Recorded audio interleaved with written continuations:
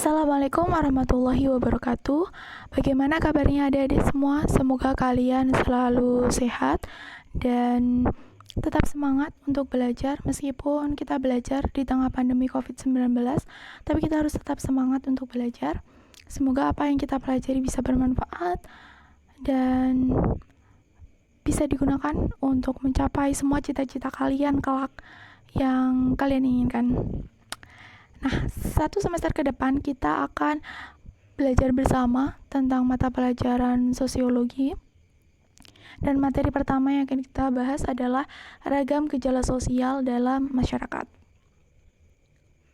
Yang pertama adalah terkait diferensiasi sosial. Diferensiasi sosial adalah pengelompokan masyarakat secara horizontal. Maksudnya di sini adalah masyarakat itu berbeda, tetapi satu kelompok masyarakat tidak lebih tinggi dari kelompok masyarakat yang lain. Begitu juga sebaliknya. Dan diferensiasi sosial ini dibedakan berdasarkan etnis, budaya, sosial, dan juga ciri fisik dari kelompok masyarakat tersebut. Diferensiasi sosial itu dibedakan menjadi beberapa jenis. Secara garis besar itu ada kemajemukan sosial dan juga heterogenitas sosial. Mungkin kalau adik-adik sudah punya LKS, bisa dibuka LKS-nya mulai halaman 14. Jadi hari ini kita akan belajar mulai dari halaman 14 sampai dengan halaman 22. Kita lanjut lagi ke materinya. Jadi diferensiasi sosial itu dibedakan menjadi 2 ya. Yang pertama yang kita bahas adalah tentang kemajemukan sosial. Kemajemukan sosial sendiri itu juga dibagi lagi menjadi 4, berdasarkan ras, kemudian berdasarkan etnis, berdasarkan klan, dan juga berdasarkan agama. Yang pertama, berdasarkan ras. Berdasarkan ras ini didasarkan pada ciri fisik dari kelompok masyarakat tersebut. Misalkan antara ras kulit putih dan juga ras kulit hitam. Mereka berbeda secara ciri fisik dan itu menjadi identitas dari kelompok mereka.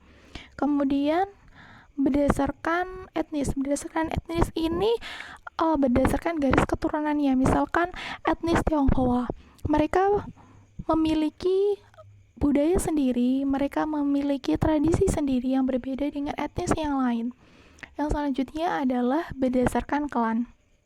Berdasarkan klan ini didasarkan pada kekerabatan dari kelompok tersebut.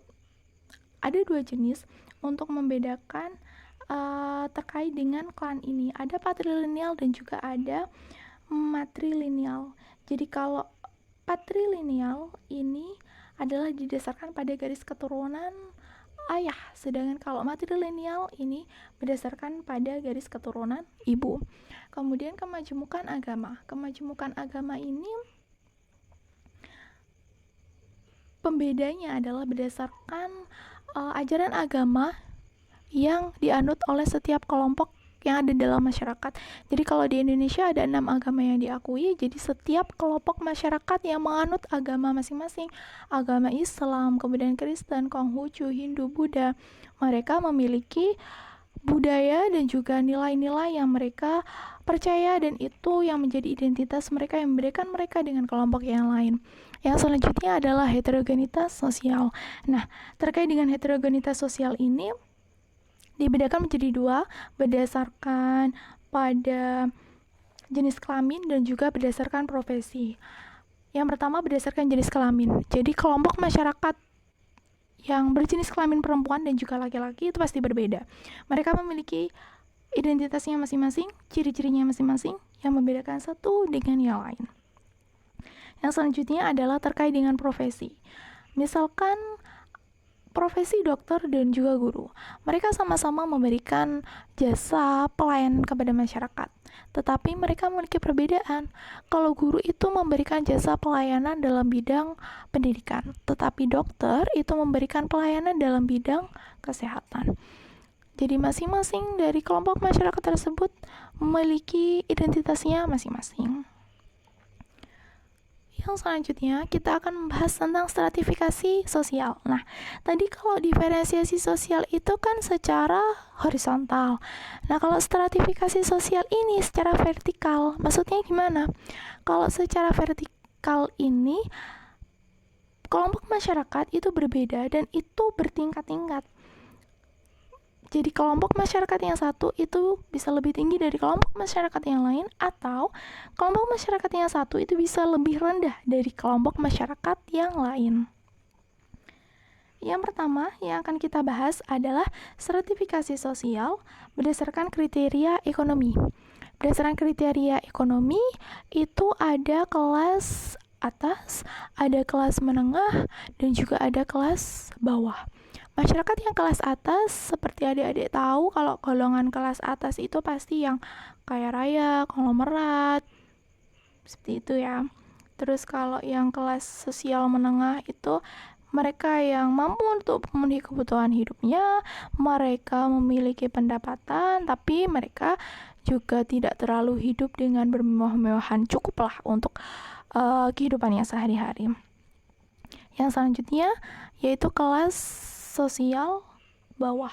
Jadi kalau yang kelas sosial bawah ini adalah masyarakat yang mungkin mereka juga bekerja, mereka juga berpendapatan, cuman mereka mengalami kesulitan untuk memenuhi kebutuhan hidup sehari-hari.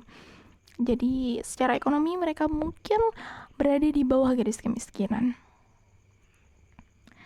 Selanjutnya terkait dengan stratifikasi sosial dari kriteria sosial. Nah, dari kriteria sosial ini dibedakan menjadi, contohnya itu adalah tentang sistem kasta. Sistem kasta yang ada dalam agama Hindu. Jadi kalau kalian mungkin dulu pernah belajar ya tentang agama Hindu yang ada dalam pelajaran sejarah, jadi itu kan ada sejarahnya agama-agama yang pernah berkembang atau pernah disebarluaskan di Indonesia. Salah satunya adalah agama Hindu. Maka itu juga dibahas gitu ya terkait dengan sistem kasta. Sistem kasta yang pertama itu adalah Brahmana, kemudian Ksatria, Waisya, dan juga Sudra. Di mana Brahmana itu yang para resi, kemudian Ksatria itu adalah kepala pemerintahan, kemudian prajurit, seperti itu. Terus kalau yang Waisya itu pedagang, petani, dan kalau Sudra itu adalah hamba sahaya ataupun budak gitu. Yang selanjutnya adalah kriterianya dalam bidang pekerjaan. Dalam bidang pekerjaan, kalau misalnya kalian tahu di perusahaan itu kan ada karyawan biasa, kemudian ada manajer, ada direktur. Jadi mereka memiliki tingkatannya masing-masing. Kemudian kalau dari bidang pendidikan itu ada yang dari tingkat SD, kemudian naik ke SMP, kemudian naik ke SMA, hingga ke perguruan tinggi. Yang selanjutnya adalah kriteria politik. Kalau kriteria politik ini tipe kasta. Tipe kasta seperti yang saya jelaskan tadi ya. Kemudian tipe oligarki ini yang berdasarkan garis keturunan. Jadi kalau misalkan dari kelompok bangsawan, maka mereka juga akan menjadi bangsawan. Dan yang selanjutnya demokratis. Tipe demokratis ini lebih fleksibel. Bila seseorang itu memiliki kemampuan dan juga keahlian, dia bisa meningkat ke kelompok masyarakat yang lebih tinggi dari yang sebelumnya. Jadi bisa berubah lah gitu. Atau stratifikasi sosialnya ini bersifat lebih terbuka gitu. Yang selanjutnya adalah multidimensi identitas. Nah, terkait dengan multidimensi identitas, ini yang paling penting adalah kita membahas tentang kedudukan dan juga peran. Yang pertama adalah kedudukan. Jadi, kedudukan itu terkait dengan posisi seseorang dalam masyarakat. Dalam masyarakat itu, individu tersebut jadi apa? Gitu. Dan jenis-jenisnya itu ada achieve status. Kalau achieve status ini adalah yang memang dicapai oleh seseorang. Jadi memang sengaja dia berusaha agar status sosialnya itu meningkat. Misalkan dari seorang anak petani, dia berusaha untuk jadi dokter, maka status sosial dia bisa meningkat. Yang selanjutnya ada assign status. Kalau assign status itu yang diberikan tanda oleh orang lain. Jadi seorang itu ahli ataupun hebat itu karena adanya tanda yang diberikan oleh anggota masyarakat yang lain terhadap dirinya. Kemudian ada ascribed status. Kalau ascribed status ini itu kedudukan seorang itu diperoleh karena kelahiran dia. Jadi dia lahir dari golongan keluarga yang seperti apa. Itu menentukan status sosial dia hingga kelak dewasa. Dan kedudukan ini akan berkaitan dengan peranan dia di dalam masyarakat. Misalkan kedudukannya sebagai seorang murid seperti kalian gitu. Maka kalian memiliki peran. Perannya adalah terkait dengan hak dan kewajiban kalian. Hak kalian itu adalah memperoleh materi pelajaran, kemudian mendapatkan nilai, dan kewajiban kalian adalah mengerjakan tugas dengan baik, mengerjakan ujian dengan baik. Jadi itu suatu peran itu muncul karena adanya suatu kedudukan. Kalian harus melaksanakan hak dan juga kewajiban tersebut karena kalian punya kedudukan sebagai seorang murid. Selanjutnya kita akan membahas tentang faktor-faktor yang menyebabkan munculnya multidimensi identitas. Jadi, multidimensi identitas ini terkait dengan keberagaman sudut pandang seseorang terhadap identitas dari orang lain.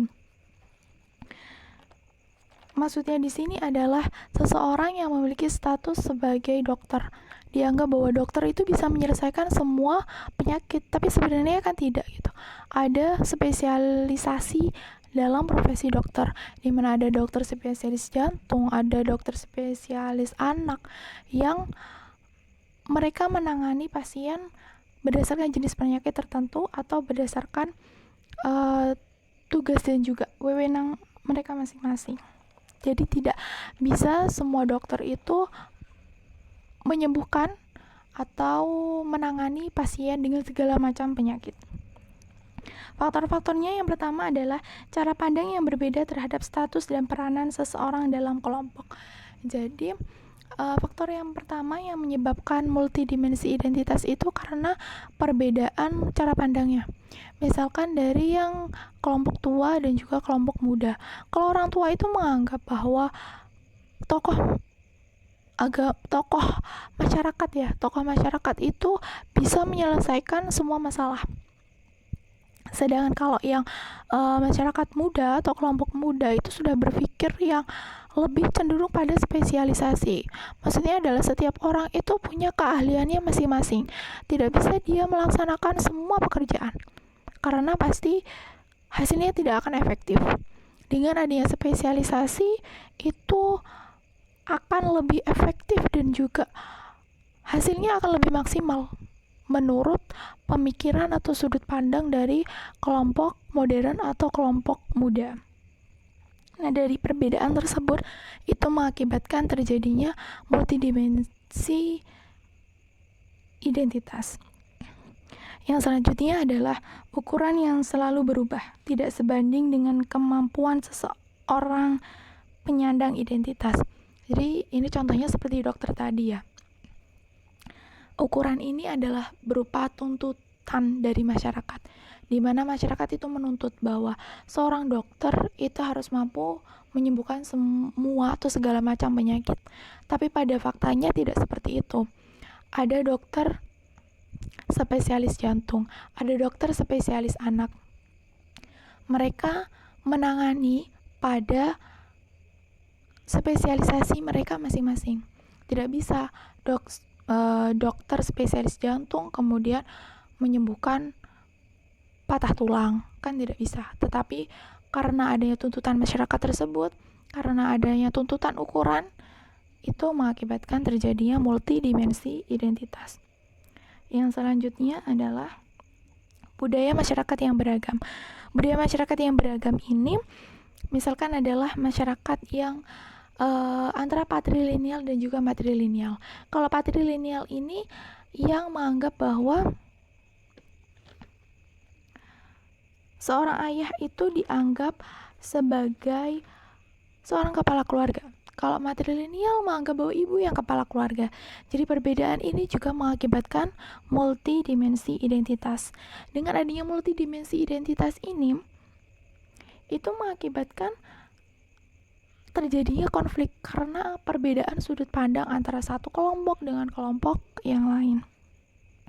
Jadi dengan adanya multidimensi identitas ini, itu akan menjadi sumber konflik yang ada di dalam masyarakat. Yang selanjutnya adalah penghargaan terhadap keanekaragaman. Keanekaragaman yang ada di Indonesia kemudian di seluruh dunia, itu harus benar-benar dihargai agar tidak terjadi konflik. Kalau di Indonesia kita mengenal semboyan Bhinneka Tunggal Ika. Meskipun berbeda-beda, kita tetap satu. Itu adalah hal yang memang harus kita junjung tinggi, bahwa meskipun kita berbeda, tapi kita sama. Jadi jangan sampai kita saling membenci satu dengan yang lain, sehingga menimbulkan konflik, menimbulkan masalah yang akan menimbulkan perpecahan dan hal-hal negatif yang lain. Hal pertama yang harus dilakukan adalah mengembangkan sikap toleran. Kita harus toleran. Jadi jangan menganggap bahwa kelompok kita yang paling baik, menganggap bahwa kelompokku ini yang paling benar, kelompokku ini yang paling baik. Jangan seperti itu. Tapi harus bisa menghargai kelompok yang lain, harus bisa bekerja sama dengan baik, dan agar tidak terjadi konflik dan bisa menjalani kehidupan sehari-hari dengan baik. Meninggalkan sikap primordialisme. Jadi jangan terlalu fanatik terhadap identitas kelompok kita. Kita boleh membela kelompok kita, tetapi jangan sampai terlalu fanatik yang akibatnya kita menjelekkan kelompok yang lain. Kemudian kita juga harus mempelajari dan menikmati kebudayaan daerah lain agar sikap toleran yang ada dalam diri kita ini bisa tumbuh terus-menerus dan seluruh kelompok masyarakat bisa saling menghargai antara yang satu dengan yang lain. Menjadikan keberagaman sebagai kekayaan, bukan kekurangan. Jadi keberagaman itu adalah suatu kekayaan, dimana meskipun kita kelompok yang berbeda-beda antara yang satu dengan yang lain, tapi sebenarnya kita satu. Jadi itu bisa menjadi kekuatan kita untuk benar-benar menjalani kehidupan dengan baik dan tidak adanya konflik dalam masyarakat. Selanjutnya adalah mengembangkan sikap nasionalisme. Ini penting sekali gitu. Jadi dengan sikap nasionalisme kita bersatu meskipun kita berbeda, tapi kita harus tetap berjuang bersama karena negara ini dibentuk oleh berbagai macam kelompok, tidak hanya satu kelompok. Jadi harus benar-benar menjaga toleransi, saling menghargai, agar negara ini bisa semakin maju lagi.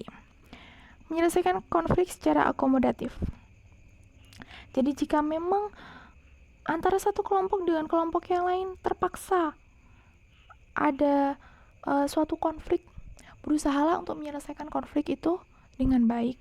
Berusaha untuk melakukan penyesuaian agar konflik-konflik tersebut bisa mereda dengan melakukan perundingan, kemudian bisa dengan antar ketua kelompok bertemu atau antar perwakilan kelompok ketemu, sehingga ada jalan tengah untuk menyelesaikan konflik tersebut.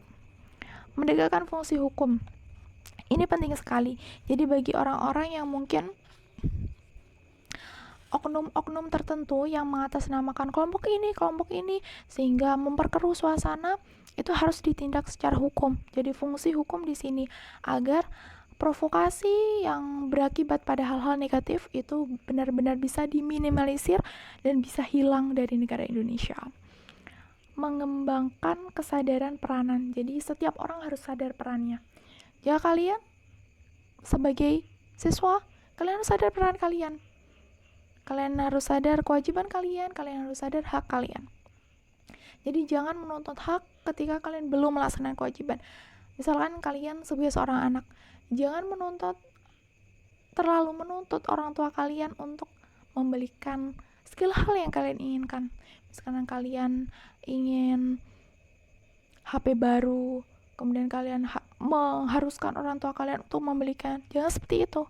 Kalian harus berusaha untuk introspeksi diri gitu.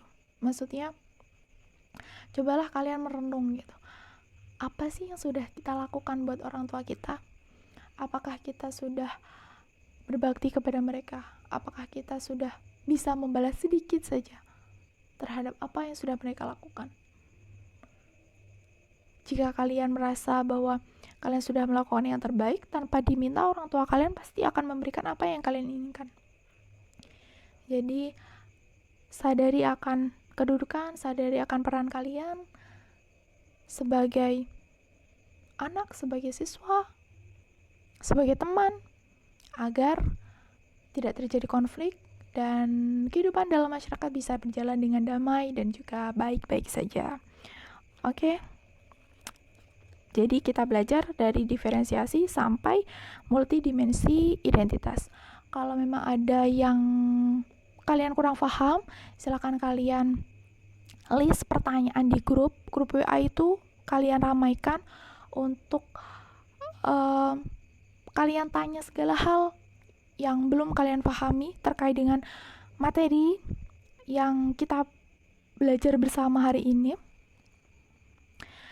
Dan bagi siapa yang bertanya atau aktif bertanya, insya Allah akan mendapatkan nilai tambah dari saya. Terus karena ini di masa pandemi, kalian harus tetap jaga kesehatan, tetap semangat belajarnya, jangan menyerah, jangan lupa beribadah, dan tetap semangat. Terima kasih. Jika memang ada perkataan dari saya yang salah, saya mohon maaf. Wassalamualaikum warahmatullahi wabarakatuh.